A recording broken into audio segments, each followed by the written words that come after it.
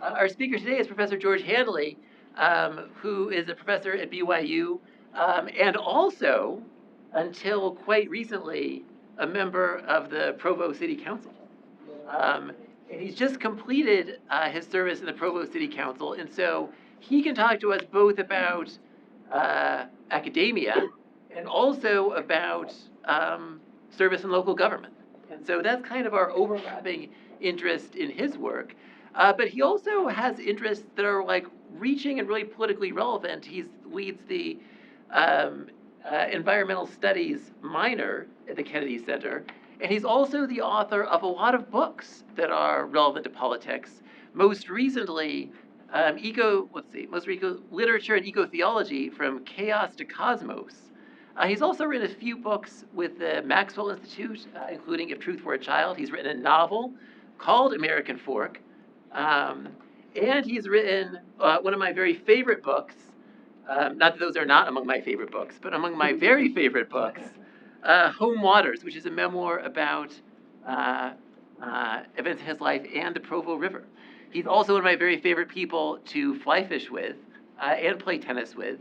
And final agent relative fact, of all of the advice that I received in the calendar year 2025, the most important advice that I received was from George Handley. So I'm grateful for the chance to listen to him again tonight. You're going to leave me hanging and you're not going to tell me what it was? I'll tell you. Okay. Wow.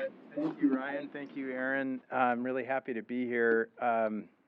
This is a topic that's very dear to my heart, and I really admire the Office of Civic Engagement, and I feel like I've been a big fan even before it was a thing, right? Just the spirit of it and the mission of it is great. So I want to share just some reflections that I have had since leaving office, and tell you a little bit about what I'm doing. That's the wrong button. This is the button I want. What I'm doing now. So I just want to tell you a little bit about my story. I would start with what I would call a conversion experience, in the sense that I was teaching at Northern Arizona University before I came to BYU back in the 1990s. I've been here for a very long time. This is my 28th year. But I was a young professor. I didn't have any environmental training at all, and I was with faculty who studied, I was in a department of arts, humanities, and religion. It was a grab bag kind of department. I tend to gravitate towards those kinds of programs. And I had a colleague who was a scholar in eco-theology, and I didn't really know what that was, but she explained it to me that it was the study of environmental values in religion, and she knew I was LDS, and she said, well, tell me what Latter-day Saints believe about the environment, and I kind of spitballed a few answers, and she was really stunned by what I told her, and she asked if anyone had ever written about this, and I said, well, I don't actually know. I mean, I don't think I've read anything.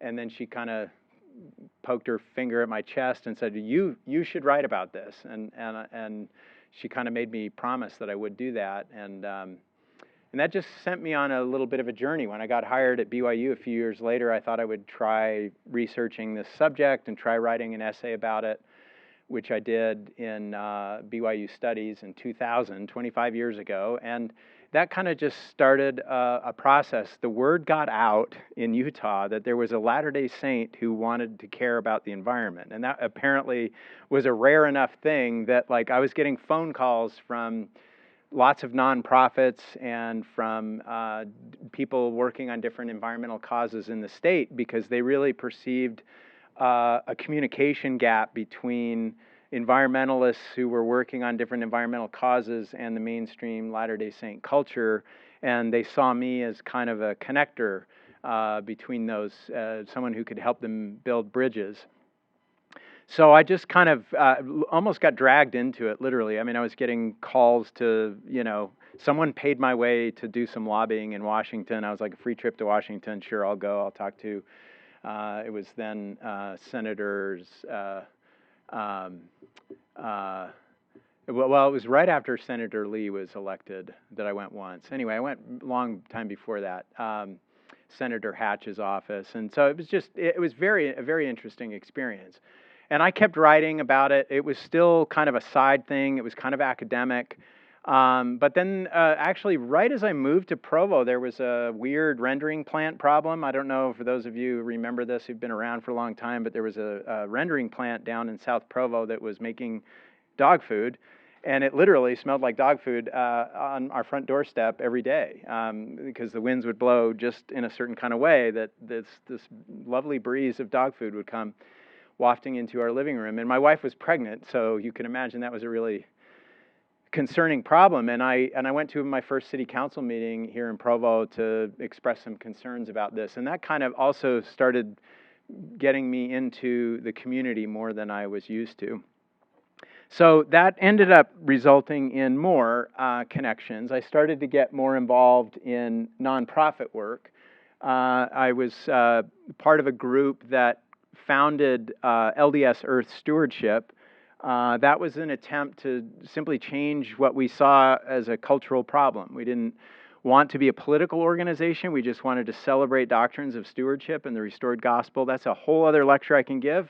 And I've written many essays about it if you're interested in it, but it's a big passion of mine. And so we created that organization, and that was my first hands-on experience, like from the ground level, creating a nonprofit and making it run entirely at first on volunteer effort, and then eventually getting some funding, and we were able to hire an executive director, and we have a website, and now they have podcasts, and they do lots of really cool things.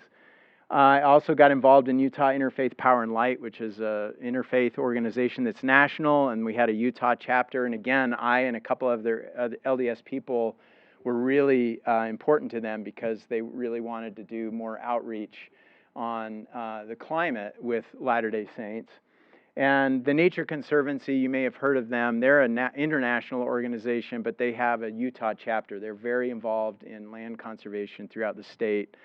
And I ended up being on their board of trustees. So I was just getting my hands in lots of different pies in the nonprofit world. It was a whole new world to me. I didn't have any idea prior to, noticing that it smelled like dog food outside of my house, that there was so much going on by so many people trying to do so many good things. I got involved in 2010. John Curtis was elected mayor, and I'll tell you a fun story about that. John was running against another guy named Steve Clark, and a group of us decided that we were going, and I don't remember if you were part of this, Aaron, but it was like Don Jarvis and a bunch of us sort of said, what if we had and you do this all the time now, but we said, what if we had the two candidates come and explain to us why we should vote for them as environmentally minded people? And I don't think that had ever happened in an election in Provo before. And we had each candidate for a full hour, and I'm telling you, they were bending over backwards to convince us that they were the greenest candidate possible. And that was kind of cool. And they made some promises. Hey, if I'm elected, I'll do this, that, and the other. One thing John Curtis said is, I will create a Citizens Sustainability and Natural Resources Committee. And he did. And Don Jarvis was the chair of that committee, and I was one of the first members of it. And we, started poking and prodding and trying to advocate for different environmental causes in the city. And then after I'd done that for, I guess, about 7 years, John Curtis was one of a few people, but when your mayor does this to you, you really pay attention. He grabbed me one day after a meeting, and he said, I think you should run for city council. And I said, nah, that's not really something I'm thinking about. And I was also not wanting to run against someone I knew. Then that person said that they weren't running, and suddenly the seat was open, and I had given that as my reason not to run. And when he saw me again, he said, now you have no excuse. And he said this in front of some friends, and they all looked at me like, okay. And so I felt like I'd been nudged up to the cliff, and then somebody just shoved me off the cliff. And I had really good friends who decided to help me create a campaign committee and do a lot of work for me and help me. So I ran for city council in 2017. And one of the reasons I ran was, and I'll be frank and speak politically here for a moment, because it's an office of civic engagement. I'm talking about principles of civic engagement. One of the principles is that we have to be upfront about where we stand politically. So I'll just be upfront with you. I'm left of center. I was raised by Democrats. I was raised in the church. So yes, I was an LDS Democrat growing up. But I didn't consider myself, I lived in the Bay Area for a long time, and I didn't consider myself as liberal as a lot of the people I knew in the Bay Area. When I moved to Provo, I felt very liberal all of a sudden by comparison. So I think somewhere I felt I've sort of gravitated left of center is how I describe myself. But after serving 8 years on the city council, I consider myself a pragmatist. I really think, yeah, sure, I have left-leaning tendencies, but I know lots of people who have right-leaning tendencies, and we get along fantastically well, and we created a lot of good legislation together, so I don't really care. What I really care about is not having overly dogmatic, overly partisan, and overly extreme views, and certainly the incivility that comes with it. And I felt like the 2016 election had shifted the ground underneath me somehow, and that it felt like America was really changing, and that people were talking about politics in ways that I had never seen before. And I was very worried about that. And so I was feeling that kind of vague frustration that one feels when you're reading the headlines and you're not necessarily liking what you're seeing, but you don't really know what to do. And it was just the coincidence of feeling that way and then having a couple of people nudge me that really just put me on a path of, okay, well, I guess what I'll do during this feeling, with this feeling of frustration, is I'll be able to convert it constantly into localized action. And that just really was extraordinarily fulfilling. It was an extraordinarily fulfilling time for me. And I did that for 2 terms. I did it for 8 years. And, now, all these years later, I think the national circumstances are far worse than they were in 2017. And so as I was winding down my time on the city council, I thought, well, I can't do nothing. I've got to do something. And I decided with a group of friends to start an organization called Engage, a Forum for Civic Renewal. And I'm going to tell you a little bit about that a little bit later. But that is what I'm focusing on now and giving my time to when I think of my civic engagement. I will just say, long ago, I figured it out that civic engagement is a part of my life. When I would make my goals for the year, you know how you do it. You say, what are my spiritual goals? What are my physical goals? I don't know. I used to be better at setting annual goals when I was younger. I don't do that as much anymore. But you tend to compartmentalize your physical life and your physical health, your spiritual, your intellectual, your social. And I think this is one of the pieces of the pie that always gets neglected. What is my civic duty? How am I going to engage civically in my society? That, to me, is really key to our conversation today. So let me just share briefly 5 lessons I've learned from this experience. Now, the first is that, and it kind of goes back to what I was saying before, there are far more people than you realize who are doing countless hours of work on behalf of your experience in life. And some of that is volunteer. A lot of it is volunteer, actually. And a lot of it are people like the person you're going to hear from next week, Gordon Haight, who are city employees or government employees, people who make your electricity run, people who pick up your garbage, people who create recycling programs, and make them run, heating your water, making your streets safe.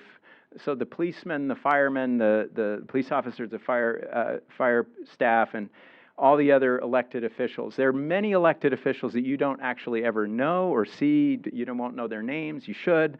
But usually people know their governor and their president, and many people don't know either of those. But if they do know their elected officials, it's not usually lower than that. But you have a state legislature, you have a county government, and you have a city government. And these are all people and paid staff, and then they're all the citizens who are actively working with those people to make your society a better place. So this is a long way of saying, if you really scratch beneath the surface in the civic space, you will realize how indebted you are to countless people who have built the social order that you are swimming in. And that social order is not magically, doesn't magically appear, and it can easily disappear. And it depends upon active, informed, passionate, committed people who are working to make things better. Late in life, in my time here in Provo, I met a woman, Francine Benyon, who has since passed away. Francine Benyon, as I got to know her, I mean, was just the most delightful human being. She was a deeply spiritual person, very, very brilliant, a great storyteller. But I found out that, like, she stopped a ski resort that was going to go up on Provo Peak. And then I found out that Provo River was actually seriously being considered for being buried in a pipe in the 1970s and 80s, and that she had fought to protect the Provo River from being buried.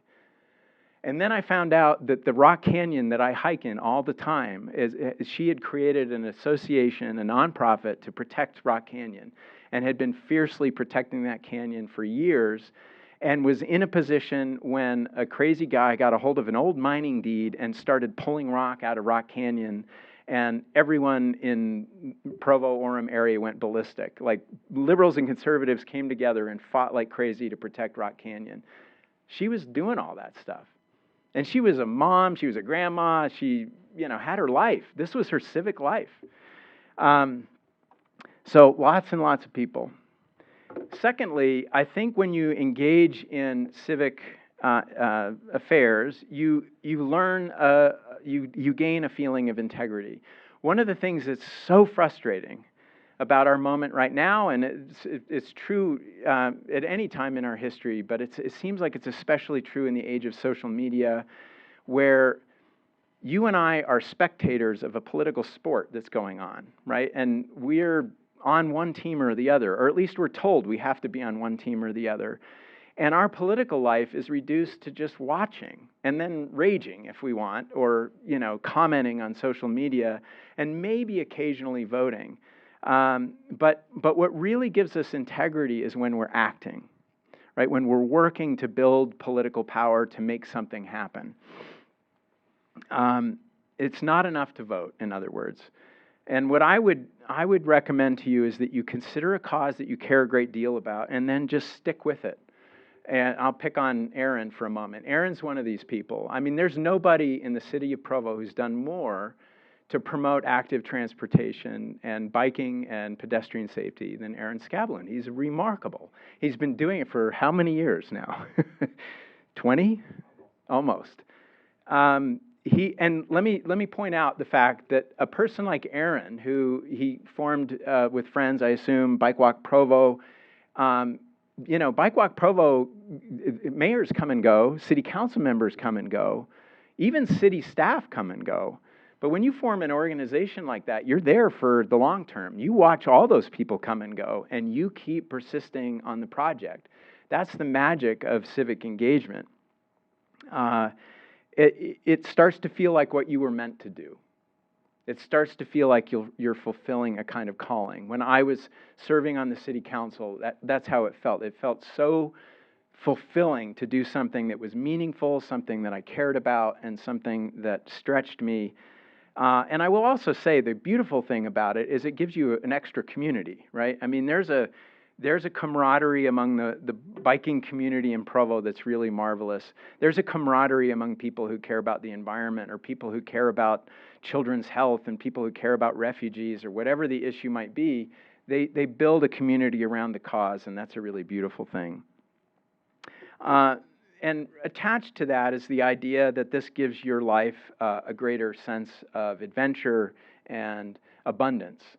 I mean, this is Jesus' phrase, right, for what it means to be a disciple of Christ. And I think for me, my religion felt suddenly much more expansive, because it was more responsive to the world I was living in, the actual day-to-day, mundane, and sometimes very secular world that you and I live in, right, where we pay our bills and we buy our groceries and we worry about our utilities and so on, and we go to voting booths and do those sorts of things. This, to me, felt like my religion and my faith was suddenly pushing me into whole new realms that gave me a much greater sense of integrity and purpose.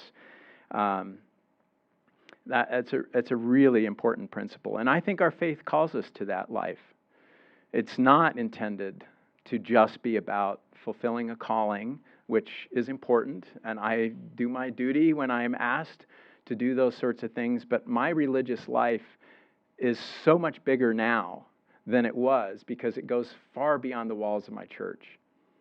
There's a lot more to say about that, but when we think about the call that we're consecrated to build God's kingdom on the earth, this is a higher purpose than just fulfilling callings or helping the church function. It's helping society take better care of more people. A fourth thing is just the power of voice.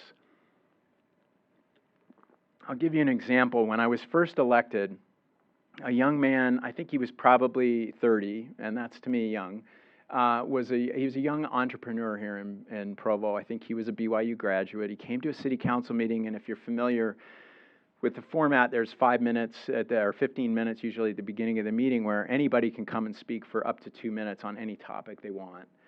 And he came and he said that he was born and raised here, he had gone to school here, he was raising his family here, and he said, I really love skiing, and I'm very nervous about the disappearing snowpack. And I just want to express my desire that you would do something as a city to pursue clean and renewable energy as a city. And he said, I'd like to follow up with each of you, if you wouldn't mind, and meet with you and just hear what your thoughts are about that. He was extraordinarily polite. He was very articulate. I was just jumping out of my seat, ready to talk to him, because that was one of the main reasons I had run for city council. But I knew that was not actually how most of the council felt. But he was extraordinarily persuasive. I can't quite put my finger on it, except that he was persistent, and he was calm, and he was well-informed, and he spoke a language that resonated with the council. He didn't accuse anybody. He didn't shame anybody. He just was asking for more from us. And as a result, I got to work on this, and he was the instigator of a conversation that led to us making goals for the very first time in the city for clean and renewable energy. Now, there's a negative side to the story of the power of voice.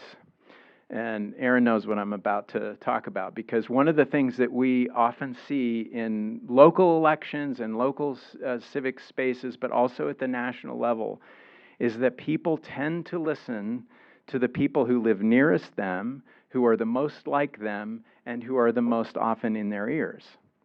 And those are not necessarily the best voices, or they certainly aren't the most diverse voices for them to listen to, right? So one of the built-in problems with politics is that there's a little bit of a built-in kind of tribalism that motivates people and sometimes gets people stuck. Maybe not even sometimes, maybe most of the time. So that voice is super important, but it has to be a robust, broadly involved voice, right? It has to be diverse perspectives brought to bear on every problem that we face, because all the social science shows that the best decisions are made when you have more diverse information, when you have more diverse perspectives. Even if you don't agree with someone who is really pushing you hard on something, your response is going to be more informed and better formed because you listened to that pushback, because you listened to that criticism. It is a rare person who knows how to change their mind. It's hard. It's against our human nature in many ways, but I've seen it happen. I've seen it happen with other politicians. I've seen it happen when I was in office. I've also seen some people who are incapable of it. And I would just say that one of the key things I look for now when I vote for people is I want to know, do they have the humility and honesty to be able to change their minds about something? Are they capable of listening to new information and go, I was wrong about that? I've been pushing so hard on this one thing. And usually when people push so hard on one thing, they're digging themselves so deeply into a hole of, I'm never going to change my mind, that they won't. But if you're looking for people who are open and you want to know what their process is, ask them. Say, how do you make decisions? Where do you get what kind of information do you rely on when you make your decisions? That kind of process is super important. Finally, disagreement is inevitable. And one thing that surprised me a little bit, as I assumed, liberals disagree with conservatives and vice versa. One thing I didn't realize is actually when you're down in the weeds looking at a practical problem, everybody disagrees with everybody at some point. Like, people who you think are your political allies see things completely differently. So sometimes two liberals are going to find themselves in strong disagreement, and it turns out that maybe there's a conservative who agrees with one of those liberals, and vice versa, that maybe there are 3 or 4 conservatives and they can't come to an agreement on something. So there's nothing magical about this political spectrum that says, if you just find people who lean your way, you're good to go. Like, you're going to see things the same way. When you really look into the weeds at real problems, people just see things differently. And that's inevitable. And it shouldn't cause you a panic or a feeling of betrayal. One of the most innate human tendencies is to see disagreement as a symptom of a moral flaw, right? You must disagree with me because you're a jerk, right? Or you have some sort of moral flaw that I can't accept. And we want to symptomize people all the time by seeing disagreement in that way. And man, that just makes agreement's so much harder to come by. Agreement's actually not that hard. I'm saying something that's a little paradoxical. And disagreement's inevitable, but agreement is always possible. Like, it just is a matter of doing a little more work, making ourselves a little more vulnerable, and doing a little more listening. And then we can get out of our silo a little bit and get out of the polarized ways in which we tend to see things. Right now, polarization is, I think, one of the greatest evils of our time. It's just making it so difficult for people to learn how to disagree or even to find agreement in the process. And so that brings me to why we formed Engage. And this is a QR code that will pull you up to the website that we created for the organization. And that's our little logo on the right. And Engage is basically based on 3 simple principles. The first is what we're calling good relations. And it's pretty simple. As a Latter-day Saint, we value human dignity and human potential and human uniqueness and differences in really profound ways in the gospel of Jesus Christ. But there are lots of other religions that, of course, articulate very similar concepts. And frankly, most secular philosophies around human rights and democratic process are based on the same principle. But it's so simple that it's the easiest thing to forget that that's what we're doing, or that's what government is for. It's because people matter. People matter more than anything, and because they matter, democracy is a pretty darn good system to help honor and respect and even enable that flourishing, that realization of human potential that everyone has. So we, at Engage, we embrace the purposes of democracy that are guaranteed by the Constitution to protect the rights, include the voice, and facilitate the flourishing of all people. And then finally, all of that depends on us. All of that depends on good citizenship. Democracy doesn't work well when people are disengaged. Democracy doesn't work well when we're too factional.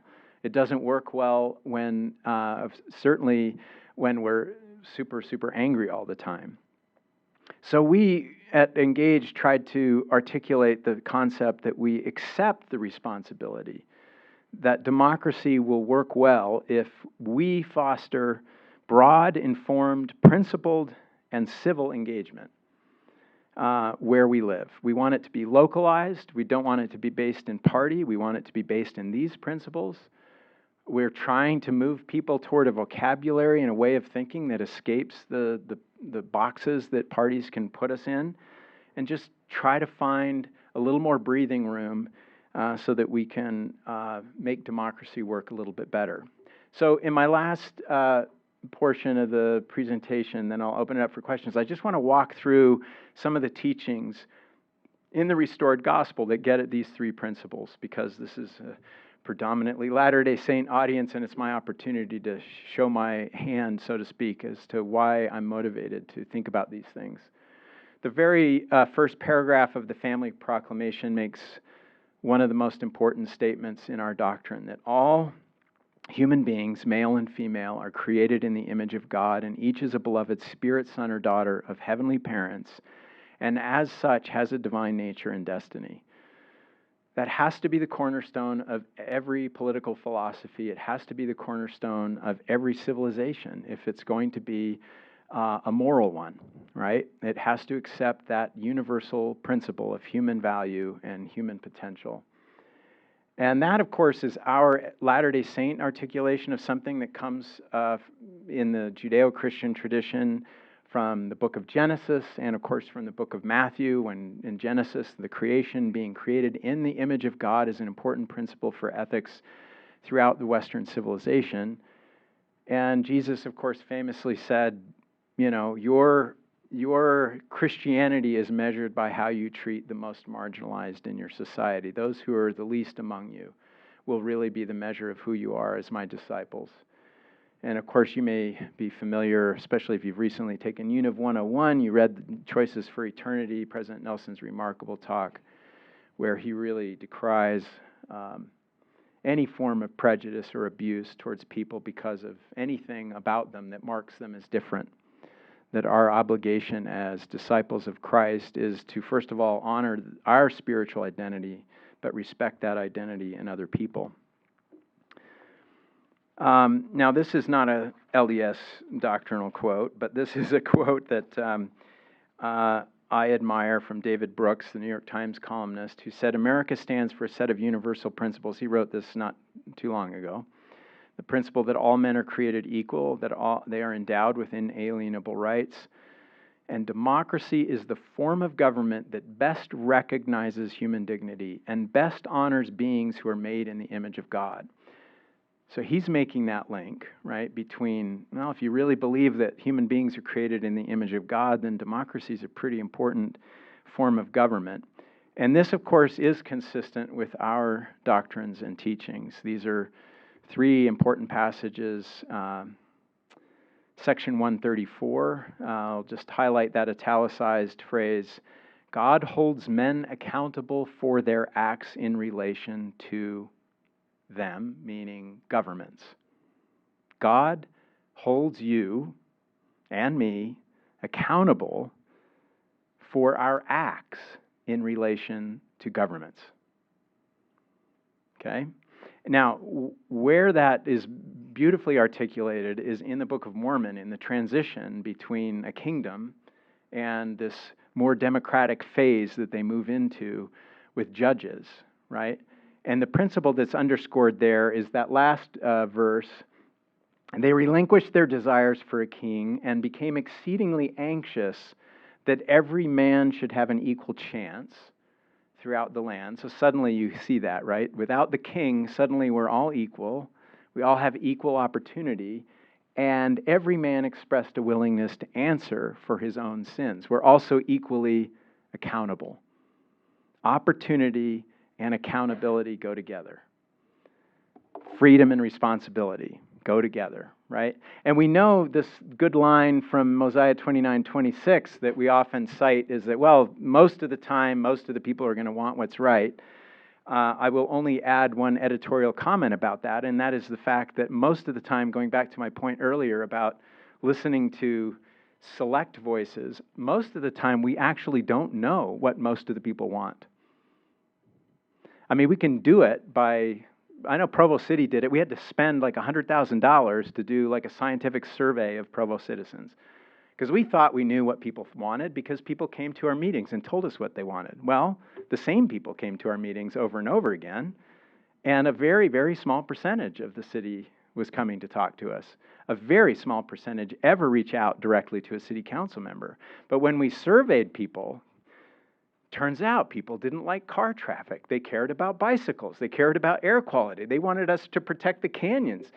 They wanted all kinds of stuff that people on the council had no idea that this is what citizens wanted. It's very expensive to find out what people really want, at least if you're going to do it in a social scientific way, as I understand the social sciences, which is not very well, but I do my best. But I understand enough to know that it is very rare to get an accurate picture of what people really want. And when you have voting rates that are below 50%, we're below 30% for city elections, and you can't really speak of this principle in Mosiah 29 with a whole lot of authority if you don't really ever have a majority even speaking, right? So that's the problem we have. But that's why democracy matters, okay? It gives us equal opportunity and it gives us accountability. I love this quote from President Oaks, and in the interest of time, I won't read the whole thing, but this was a really important conference talk he gave about the Constitution. Some of these sentences are probably a little uncomfortable for a lot of members of the church, because he said, it may require, to do this right, to be good citizens, it may require us to support parties or candidates and changing from election to election. He says it won't be easy, but independent actions like that may mean that we support platforms or even candidates whose other positions we don't support. Part of the principle, I don't know what just happened in the microphone, but one of the part of the principle that we're talking about here is there is no purity out there. There's no party, there's no candidate that is the perfect embodiment of all the divine and true ways of being in a political sense, right? In fact, it's the opposite. Everything is an imperfect embodiment of some higher ideal, and we have to keep our focus on the ideal and be aware of that gap, right? So that we don't worship a party, we don't worship a candidate, but we think in terms of principles, and we guard those principles carefully. And we should not judge each other, he says here. We should not judge each other. No one should ever claim that a Latter-day Saint can't be X, Y, or Z, can't vote for X, Y, or Z, right? We have to make that decision privately, but it is based in our principles and our faith, and it means that we enter into the political fray with some accountability and also with some humility. Section 98 tells us to uphold good and wise men who we should observe to uphold. I love the fact that upholding and seeking are both important verbs in both of these verses. We're supposed to seek and uphold people. And the people we're supposed to seek and uphold should administer the law in equity and justice. And so I think it's important for you to think about what it means to seek. For me, that means, maybe it means we help push people off the cliff like they did to me. If you see someone who you think would make a good person to run for office, then nudge them. Get involved in recruiting people for office. Get involved in helping people be successful in office. And get involved in upholding them. And upholding them means they're going to sometimes disappoint you, even though you voted for them and you liked them, but maybe they're not doing some things you want them to do. So you let them know. But when they do something you do like, let them know that too. Most politicians will tell you, I only hear the complaints. I don't often get the congratulations. It's not always true. Actually, citizens in Provo are pretty generous. It means the world. When you get an email from somebody who says, thank you from the bottom of my heart for what you did, that's a really, really profound thing. Okay, I wanted to leave time for questions. So just Elder Oaks really wants us to, on contested issues, he wants us to be moderators and unifiers. So whatever the issue is, the shooting in Minnesota, Venezuela, Ukraine, I could make a long list of contested issues that you all probably are having a little PTSD even as I make the list, right?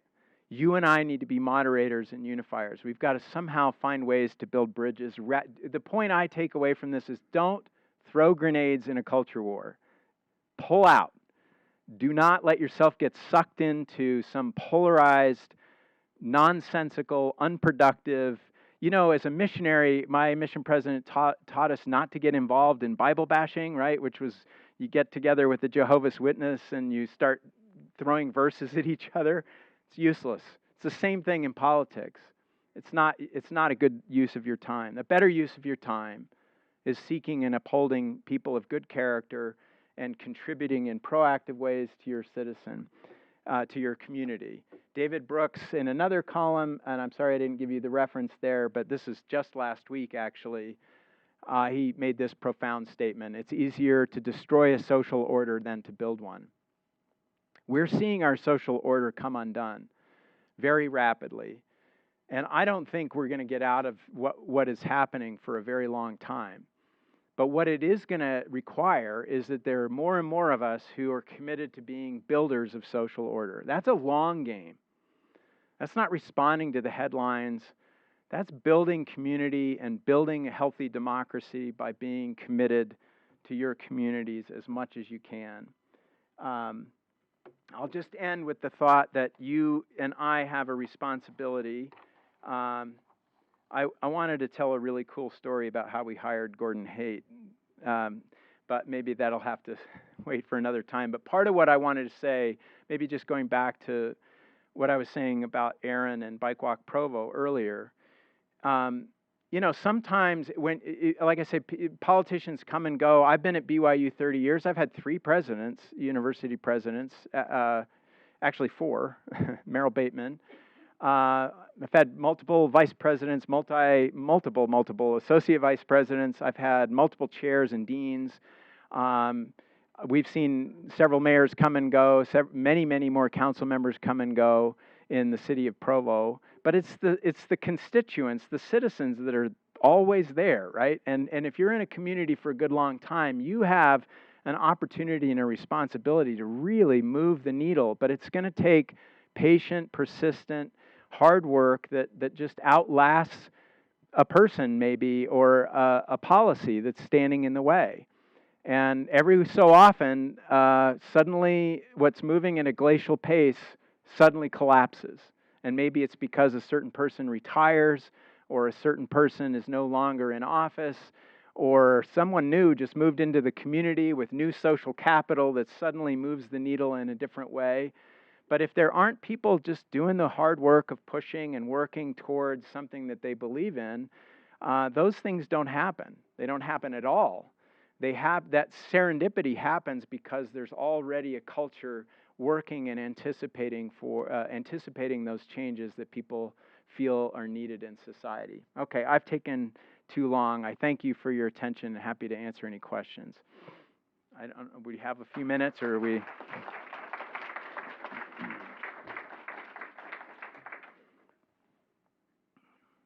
Yeah. So one of the problems with democracy right now is a bit of an unraveling of democratic norms, and that puts you in a bit of a prisoner's dilemma, where in the past you and your opponent might both take the high road and follow these democratic norms with the understanding that if you don't flaunt them and seize maximum power, your opponent won't flaunt them and seize maximum power, and you're able to maintain this balance. But if you try and take the high road and reinstate these norms or try to follow these democratic norms, and you're not confident you might wind up getting screwed over a little bit. You're not really certain that they're going to keep that up, and yeah, it really puts you in a prisoner's dilemma bind. I really want to do this. I really want to apply norms. I really want to take the high road. But if you're in a scenario where you're not sure if your fellow Americans are going to do that, how are you supposed to navigate that? That's a great question. It's probably a longer conversation about what we mean by democratic norms, because the conversation may be slightly different depending on what we're specifically talking about. But this will sound very counterintuitive or Buddhist or something. I actually no longer care about results. I'm not actually in it to make a difference. I'm in it to have integrity. That's a little bit of a lie. I certainly hope I'm going to make a difference. But I think political advocacy that gets attached to a certain outcome at all costs can really risk undoing a lot of democratic norms, right? No matter what the issue is or what side you're on. So I think it's a matter of just deciding your values and how you want to live in consistency with them as a citizen, and just make that your contribution. And if it yields fruit, I mean, I don't know. I got to that point on my mission, right? I think I wanted to convert people to the gospel. I think I had certain numbers in mind, unfortunately, because that was the culture. But I think I finally learned the greatest source of wisdom was to just work without expectation. Yeah. Described yourself as a pragmatist. Yeah. And I guess I associate a pragmatist with somebody who's pretty like hard-nosed, focused on results. So how do you maintain both pragmatism and integrity? Another good question. Yeah. Yeah, I guess I don't think of pragmatism as result oriented so much as process oriented. So uh, I think what I mean by that is I mean, what I loved about city political work was that whatever lens you think you see the world through as a liberal or conservative, wherever you are in the political spectrum, that's a pretty useless lens to look at the city. Because when you look at the city, you realize there's not like a left-leaning way to. Sometimes there is, but there's not. It's not a good predictor of what's the best solution. Like, how do you get water rates right so that you incentivize conservation at the same time that you pay for fair cost of service? That to me is really a practical problem. That if I tell myself ahead of time, yeah, but I can't raise taxes, or I can't raise rates, or I can't do this or that because I don't want to be perceived as this, that, or the other. Like you're pulling out of the problem. You're not actually trying to solve the problem.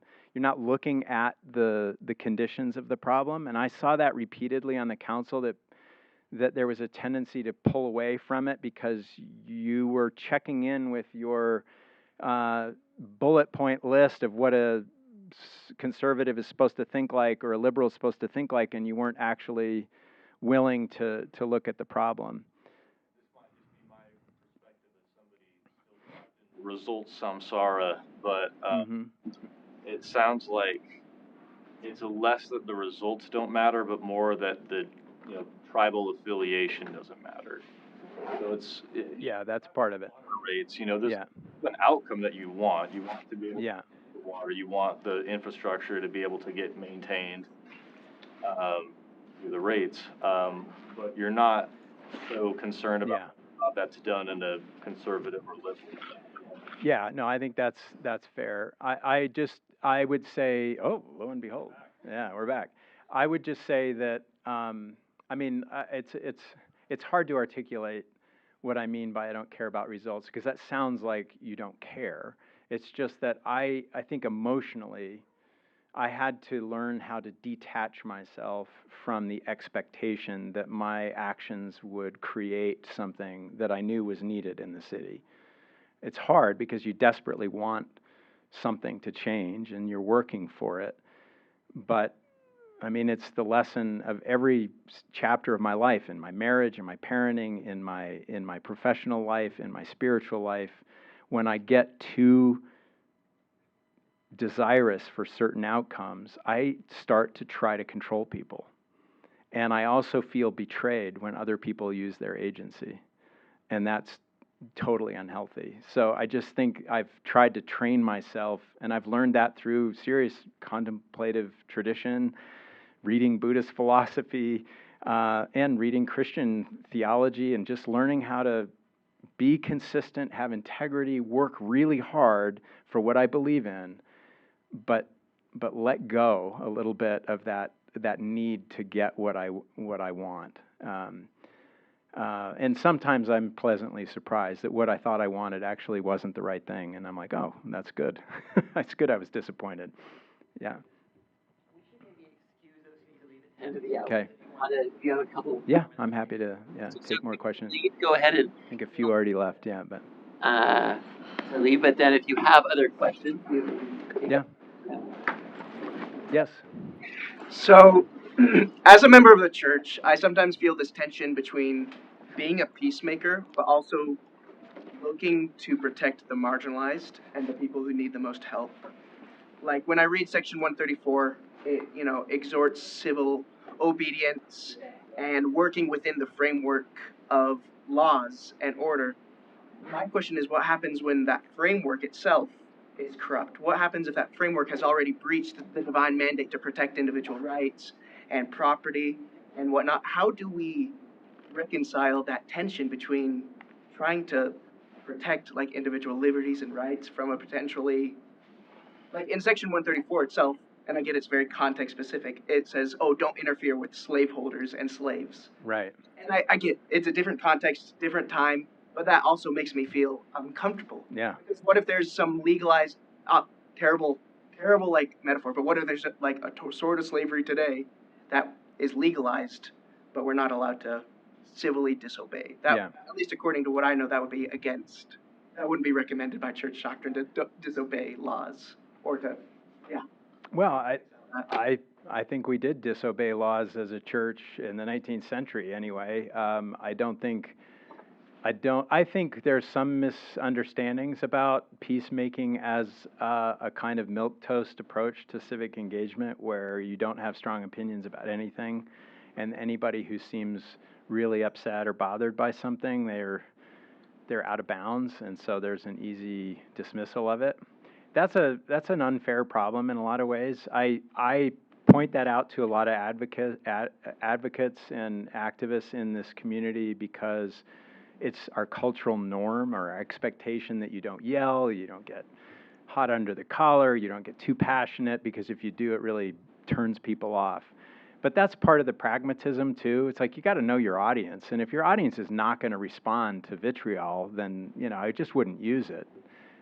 Maybe it would make you feel good, but it wouldn't actually be very effective. So I think you just have to sort of figure out what's going to work in different contexts with different circumstances. And I don't think the fact that the church, what I like about there are a lot of things I like about being a Latter-day Saint, but one of them that I really like is that my conscience is not controlled by the church in this sense. I feel like the church is giving me a lot of room to operate, and the Lord is saying, be anxiously engaged in a good cause. And I think sometimes we're so passive, we're waiting for a church leader to sort of give us permission to do X, Y, or Z. And I think you follow the Spirit, you follow your conscience, and you follow your convictions. Always have humility and check in with others and make sure you're not getting out of control and you're not misinterpreting reality. But I think it's important to pursue and live up to something that you feel called to do. You always have to ask yourself, am I wrong? Am I thinking about this in the wrong way? And best way to do that is to talk to others who think differently and, use them as a sounding board. I will say that I do think I felt this isn't a comment about the national situation, which maybe is a longer conversation, but I felt that even at the city level, some citizens are so convinced that everything is corrupt and broken that they won't even start.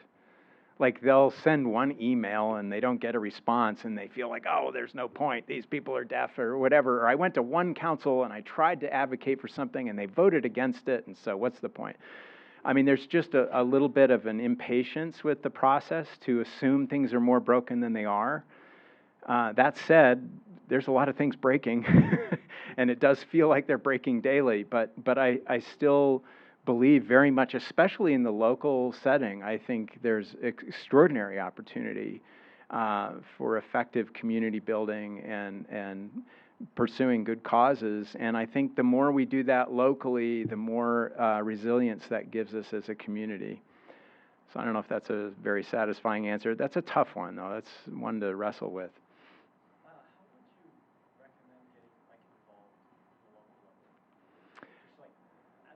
Yeah. Love it. Well, we at Engage, we held an event last semester. It was one of our first events called Power Starts Here. And we had the two candidates for every position at the city in the Bright Building down south. And we invited students. And our big goal was students need to register to vote in local elections. So the first thing I would do is register to vote here. Even if you're here for 6 months or a year, it doesn't matter. You can easily register to vote every time you move. It's the simplest thing. You go online, give them a new address, boom, it's done.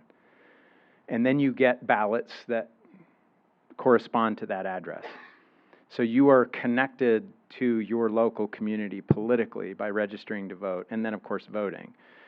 Of course, voting then obligates you to do a little homework and find some things out. And at the city level, it's really most cities are like Provo in that you can sign up for regular emails from the council, from the mayor, you can follow them on social media, and you can get notices about what's on their agenda. And if you have a certain cause that you care about, you can join a nonprofit, right?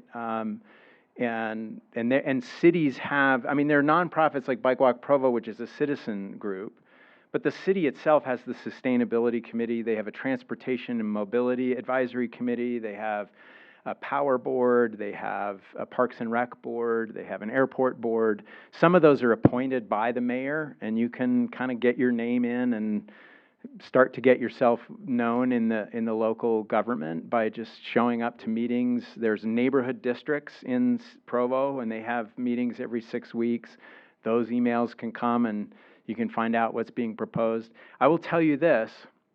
Student voters made probably the most significant difference in the last Provo election because Marcia Judkins, who was successful in winning, and Jeff Whitlock, both of them had very tight races, and both of them went out of their way to recruit students to register to vote, made their case to students. They weren't manipulating students, but in fact, our event was totally neutral. We had all the candidates there. They all spoke their piece, and the students gravitated to the candidates that were the most appealing to them and voted for them, and they won. So you can make a big difference where you live. And if you get in that habit now, that goes with you. It's portable, right? It's also portable. The disconnect is also portable, unfortunately. I think that's one of the hardest problems about college life in America is that so many people go away to college and then they think of themselves as, I'm not really here. I always tell people, you're living in Provo, this is your home, make it your home now. And one of the ways you make Provo your home is to register to vote right here and then, start paying attention to the news, local news.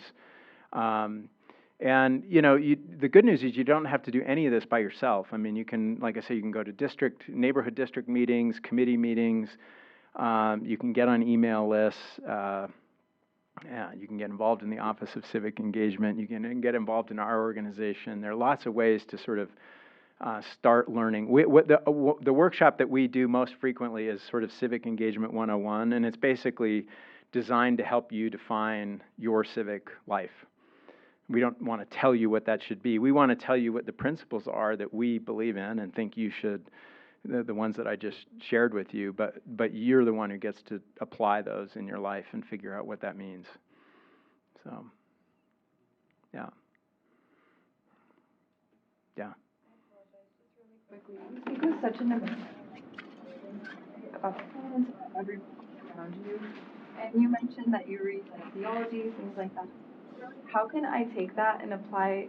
How can I get what you have?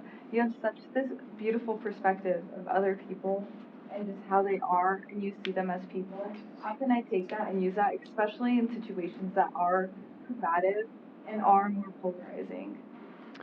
Well, thank you. That's very generous of you. I don't think of myself as especially gifted that way. I think it takes a lot of practice. But you and I have a lot of practice because I'm assuming you're a member of the church, and in church settings, you're practicing, civil engagement with people all the time. You're practicing building community. You're practicing learning how to get along with people who are difficult. We're better skilled at it than most Americans. We're remarkable, actually. So we're way ahead of the curve. And I think if you just start thinking about how that applies outside of that context, that's a real blind spot for a lot of Latter-day Saints, right? They're like super nice and communitarian in church, and then they're like, back in the civic sphere, and it's like, okay, that's schizophrenic. But that's partly because it's not kept honest, right? Like, I think if you actually have to talk to other people, you have to solve problems together, you're going to have to start using those same skills, and you'll have them in your back pocket. You just don't follow the models you see, that are everywhere, because those are just terrible. Just stay away from the social media algorithms. They're awful. It's just awful. Thanks, Professor Handley. Yeah.